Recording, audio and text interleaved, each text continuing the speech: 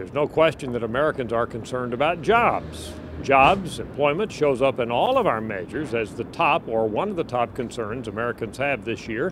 That comes from both our most important problem question and also from our data when we ask Americans what's going to be driving their vote for president.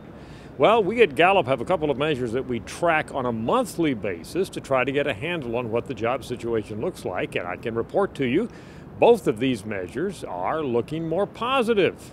Let's look first at our Job Creation Index. This is based on asking American workers, is the place where you are employed hiring and adding new workers or laying workers off, or is there no change? The number for the month of March now in, and it is a plus 18. That's the largest number that we have had, the highest value on this Job Creation Index going all the way back to the summer of 2008, believe it or not. We started this measure in January of '08, and it was fairly robust at that time. The recession, however, began that year, and the index began to fall, and it fell, in fact, as low at one point to -5. In other words, more companies laying off than hiring. That came back in April of 2009. Since then, it's been picking up gradually, and now with a 4-point jump from February to March, we are at plus 18, and again, that's very positive news.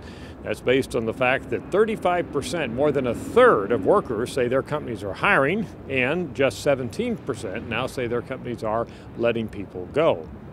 In addition to that, we track unemployment. How do we do that? Well, we ask the same basic sets of questions that the Bureau of Labor Statistics ask.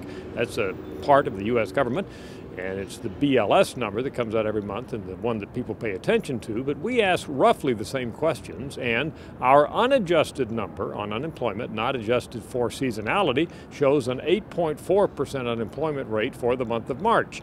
That's a significant downtick from the rate we had in February when we saw it going up. We do apply an adjustment factor of sorts. We look at how the BLS adjusted the number last March.